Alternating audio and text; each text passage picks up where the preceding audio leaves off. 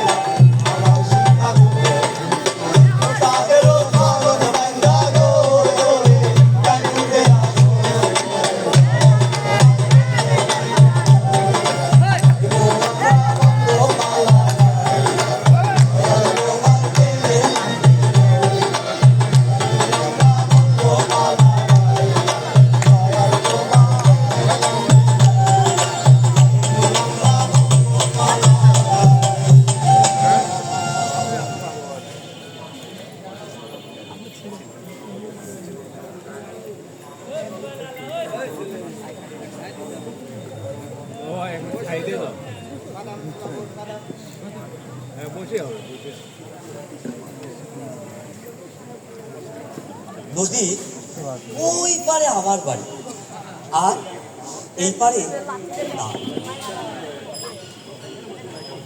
এইখানে একটা কদম গাছ ছিল, আর পাশেই একটা নারকেল গাছ। সে আমাকে নারকেল পাতা চিরে হাতে মালা করে দিল। আর সে নেই, সব স্মৃতি। সে আমাকে নিঃস্ব করে গেছে, আর এই নদী পাড়ের মানুষগুলোরে নিঃস্ব করে দিছে। আমি অভিশাপ দিচ্ছি, তুমি একদিন শেষ হয়ে যাবে, ধ্বংস হয়ে যাবে, তোমার নাম কেউ মুখে লইব না। তুমি কাকে অভিশাপ দিচ্ছ? তোমাকে নাকি আমাকে? তোমরাই তো আমার চলার পথ রোধ করেছো। ওই যে দেখো, নদীর ওই পারে তোমরা হাট বসিয়েছো, আর নদীর এই পারে তোমরা বিভিন্ন কলকারখানা বসিয়েছো, যার বিষাক্ত কেমিক্যাল আমার সারা শরীরে কেমন ঘা হয়ে গেছে। তাহলে আমরা কলকারখানার কেমিক্যাল বজ্র এসব কই ফেলবো? হ্যাঁ, আমি জানি না, তুমি কি বিষ পান করতে চাও? না, হিমালয় থেকে প্রতি বছর পলি এসে আমার বুকের উপর জমা হয়, আমার নিঃশ্বাস বন্ধ হয়ে যায়। তোমরাই তো আমাকে মেরে ফেলেছো। তোমার মনে পড়ে এই নদীতে এক সময় পালতোলা নৌকা চলত, আর এই অঞ্চলের তাঁতিরা নৌকা করেই তো শাড়ি লুঙ্গি গামছা হাটে নিয়ে যেত। আর ওই পালপাড়ার পালেরা নৌকা করে হাড়ি পাতি গ্রামে গ্রামে ফিরত। এই নদীতে কত নৌকা বাইচ হইতো, মাঝিরা বাইচালরা কি দারুণ রঙে রঙে গান গেয়ে নৌকা বাইচ। তোমার মনে পড়ে? হ্যাঁ, এসব অতীত অতীত মনে করে লাভ কি বলো?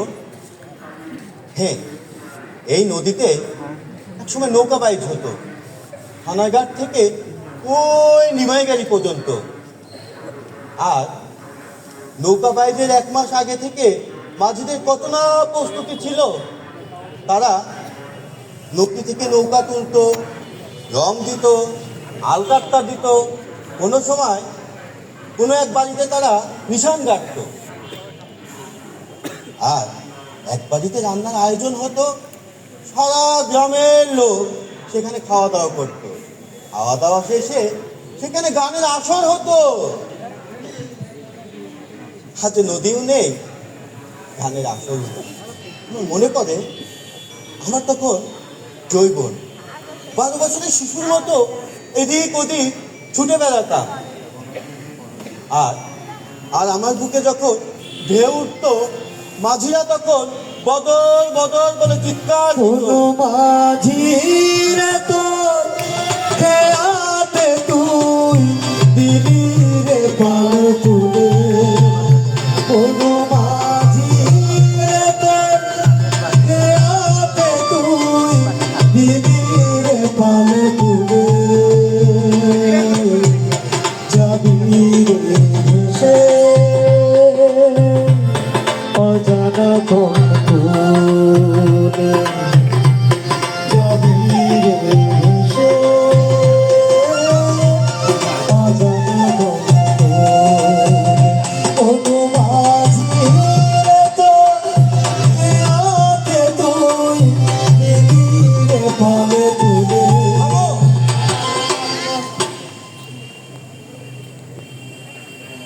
হ্যাঁ, এই তো এই নদীতেই নৌকা বাইচ হতো। বাইচের সময় নদীর দুধারে দিয়ে কত রকম জিনিসের মেলা বসতো, আর দূর দূরান্ত থেকে কত লোক আসতো সেই বাইচ দেখতে। এসব অতীত মনে করে আর লাভ নেই। তুমি থাকো, আমার সময় নেই। যাও কেন? তোমার কথা তো শেষ হয়নি। না, আমার আর সময় নেই।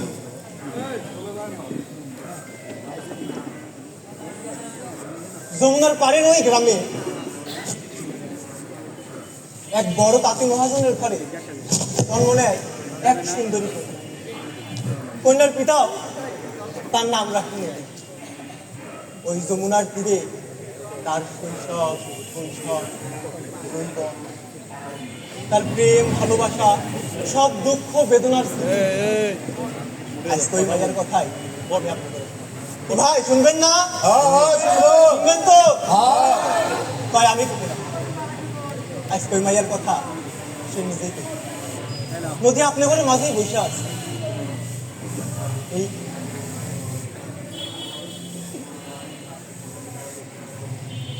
কি দিল পীড়িতের বেলা,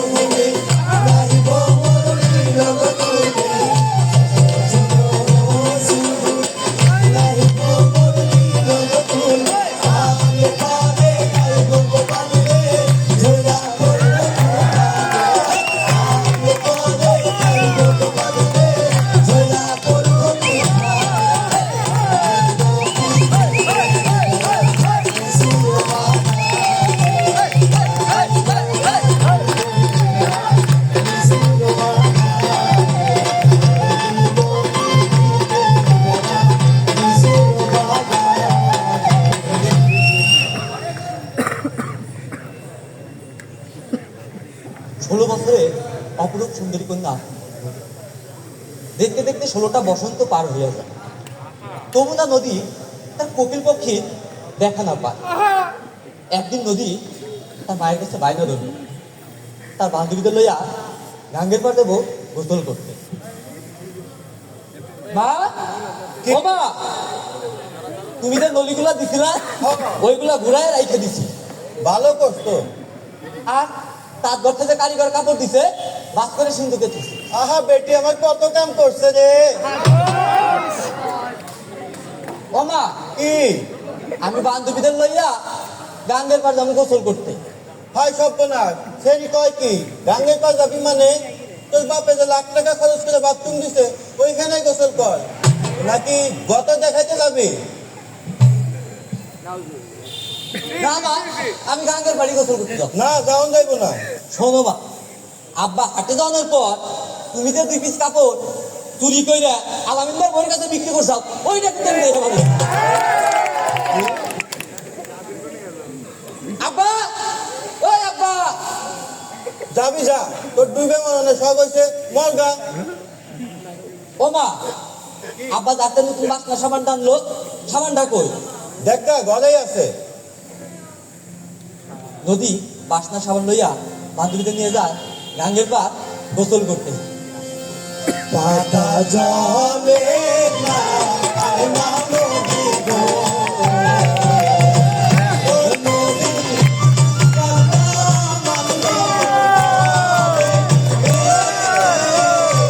হাতি জলে না আয় না নদী গো, ও নদী হাতু মাঝে বলে রে নাসে গো।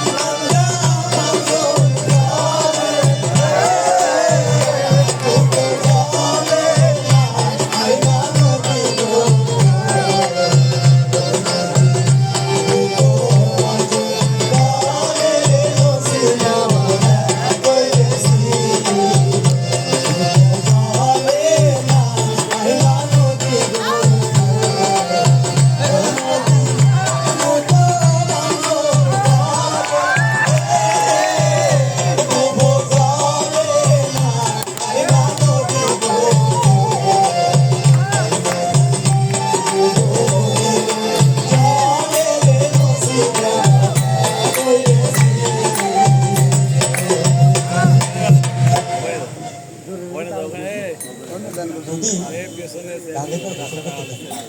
ওদিকে মহরচাঁদ গাঙ্গের উপর দাঁড়াইয়া নদীর গোসল করা।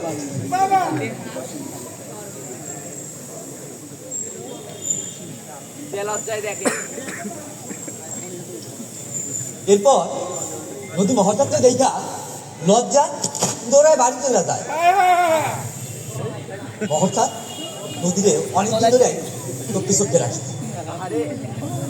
এই দেখা এক সময় নদীর মধ্যে মহরচাঁদের জন্য ট্রেন জমে। একদিন সন্ধ্যাবেলা নদী মহরচাঁদের সাথে যায় দেখা করতে। তুমি জানো আমি কতজনের চোখ ফাঁকি দিয়ে তোমার সাথে দেখা করতেছি। আমি এভাবে বেশি দিন লুকোচুরি করতে পারবো না। আমার তোমার বিয়ে করতে হইব। হ্যাঁ, বিয়ে করতে হইব। আমি তোমার জন্য রুমাল বুনতেছি। এই রুমাল বোনাটা শেষ হলেই আমাকে বিয়ে করতে হবে। না নদী, আমি তোমাকে বিয়ে করতে পারবো না। কেন পারবা না? তাইলে কি তুমি আমাকে ভালোবাসো না? বন্ধু তুমি আমার ভালোবাসার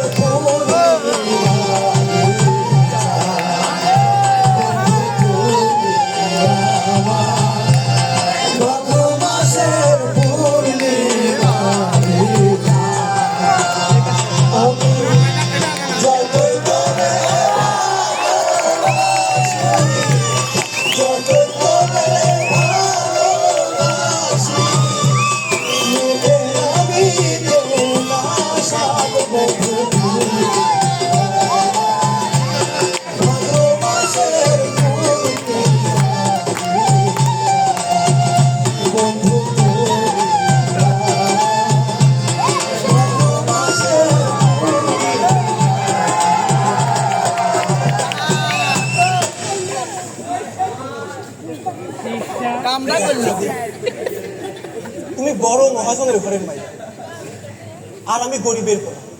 তোমার বাপে আমাকে বিয়ে কোনোদিনও মাইনা নিব না। কাম করতে তো ভালোই বা তাই যদি না নেয় তাইলে তুমি আর আমি পালায়ে যাবো, অনেক দূরে পালায়ে যাবো। পালাইয়া যাবো না, আমি তোমার নিয়ে পালাইয়া যেতে পারবো না। কে? আমি তোমার নিয়ে পালাইয়া গেলে তোমারে খাওয়াবো কি? অনেক তোমার ভাবতে বলো মহতাজ, আমি মায়ের গহনা আর আব্বার সিন্ধুকের টাকা লইয়া আমি তোমার কাছে চইলাম মহতাজ। আজকে আমি যাই, আমার মেলা কাম আছে, পরে কথাই বলে। মহরজাদ আমি উত্তর পাইলাম না। মহরজাদ তোমারও নাই কাকু বাড়িতে পরে কথা বলবো। মহরজাদ বাড়ি চলে যায়। কিছুক্ষণ পর মহরজাদ নদীরে জানায় সে দাঁড়িয়ে মালাইতে কাজ। একদিন রাত্রে নদীরে বলে আমি গাঙ্গের পারে গেছি। নদী নিশিরাইতে বাপ মা সকলের চোখ ফাঁকি দিয়া ছুটে যায় মহরজাদের কাছে। ওদিকে মহরজাদ ঘাটে নৌকা বাইতে রাখে। সকলের চোখ ফাঁকি দিয়া নদী মহরজাদের নৌকায় দিয়ে ওঠে। নৌকা চলতে থাকে চলতে থাকে। জাফরগঞ্জ বাজারের আলো দেখা নদী ভয় পায়। ভয় পাইয়া মহরজাদের বুকে মাথা ঢোকায়। নৌকা আবার যাইতে থাকে যাইতে থাকে। ভোরবেলা একটা ঘাটে গিয়ে নৌকা ফেলে। ঘাটে লঞ্চ, স্টিমার, ফেরি, বাস। আর ঘাটের উপরে বাস, ট্রাক, সিএনজি, রিক্সা। মহরজাদ নদীরে লইয়া রিক্সা করে একটা গ্রামে যাও। বলে এইখানেই আমরা থাকবো, এখানে আমার খালার বাড়ি। হ্যাঁ, মাঝ বয়সী নারী এসে নদীরে বুকে জড়াইয়া লয়, কপালে চুমা আঁকে। তারপর একটা ঘরে নিয়ে যায়। ছোট্ট একটা ঘর, সাজসজ্জার জিনিস দিয়ে পরিপাটিভাবে সাজানো। দিন দিয়ে রাত হয়। নদী মহরজাদের পাশে যায় ঘুমাইতে। এক বালিশে দুইটি ছোট করে কেন কাউনা কথা, এক বালিশে দুইটি মাথা ছোট করে কেন কাউনা কথা, ঘুমাইলা ঘুমাইলা ঘুমাইলা ঘুমাইলা এক বালিশে দুইটি মাথা ছোট করে কেন কাউনা কথা, এক বালিশে দুইটি মাথা ছোট করে কেন কাউনা কথা, ঘুমাইলা ঘুমাইলা ঘুমাইলা ঘুমাইলা নদীর কূলে সরষের ফুলে চাঁদগুলো মানে গেল রে, ছাড়ো ছাড়ো ছাড়ো বন্ধু বাঁধি মাথার চুল রে, নদীর কূলে সরষের ফুলে চাঁদগুলো মানে গেল রে, ছাড়ো ছাড়ো ছাড়ো বন্ধু বাঁধি মাথার চুল রে, হইলে কি প্রেম দুজন তবু লাগে একা, হইলে কি প্রেম দুজন তবু লাগে একা, প্রেমের জন্য মনের বাগান ওঠে মাতিয়া, ঘুমাইলা ঘুমাইলা ঘুমাইলা ঘুমাইলা ঘুমাইলা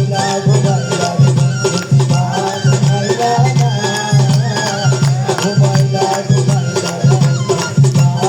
ঘুমাইলা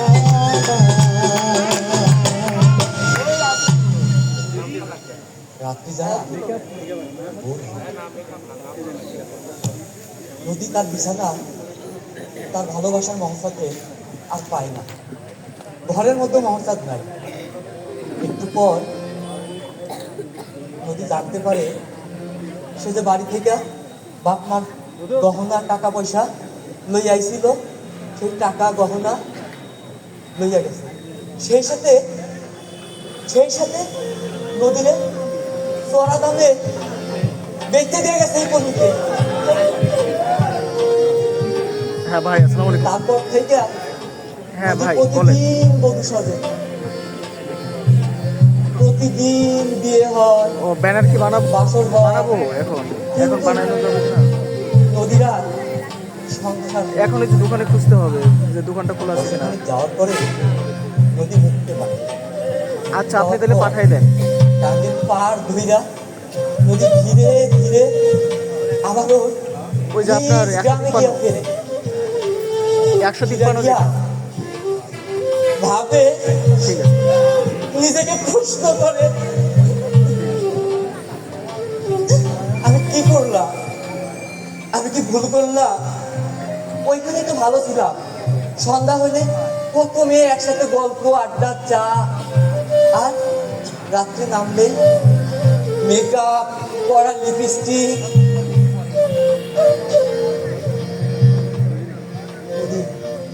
আবার ভাবে, আবার হাঁটে গ্রাম। আমার এই নষ্ট জীবনে দায়িত্বে লইব, সব দোষ তো আমার, নিজের দোষে আজ আমি এই সুন্দর পৃথিবীতে বাচ্চা থাকার অধিকারটা হারাই যাবে। মা গো, মা, আমার মা আমাকে ভাত খাইয়ে মুখ মুছে দিত, গোসল করায়া এলো চুল বেঁধে দিত। মা, মা গো, আমি তোমাকে জড়ায় ধরে বলবো না। বাবা, বাবা গো, আমার বাবা ছোটবেলায় আমাকে মেলা থেকে মাটির পুতুল কিনে দিত। বাবা, তোমাকে যে বড্ড দেখতে ইচ্ছে করছে বাবা, আমি তোমাকে দূর থেকে লুকিয়ে লুকিয়ে দেখবো না। এই মুখে আমি আমার বাবার সাথে যাইতে পারবো না।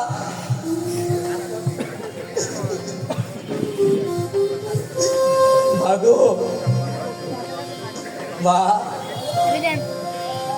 আমি ছোটবেলায় দেখেছিলাম তাঁতিবাড়ির মায়েরটা দুধ খেয়ে পড়ছিল। কি যন্ত্রণা! দুধের বিষে তার ঠোঁট নীল হইয়া গেছিল।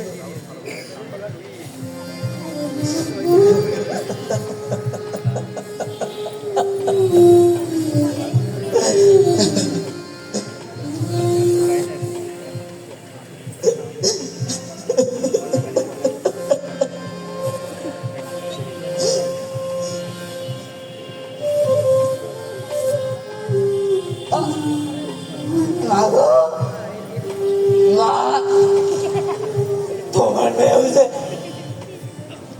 দুধের বিষে জীবন দিল মা।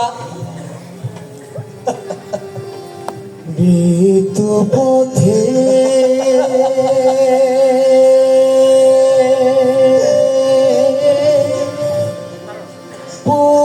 পথিকামি আমার ঠিকানা কব মৃত পথে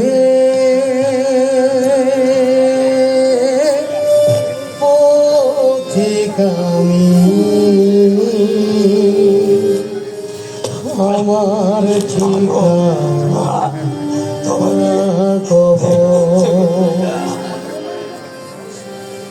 জানি ব্যথা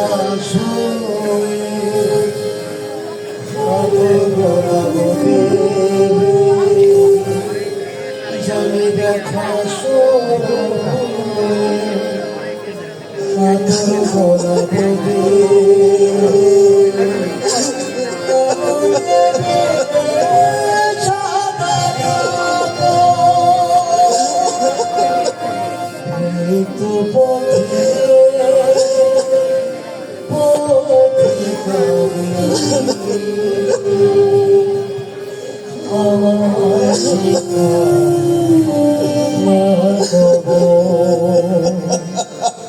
জানি ব্যথা তোর গোলা বদে আসো সকল জনমনে মনে সাদা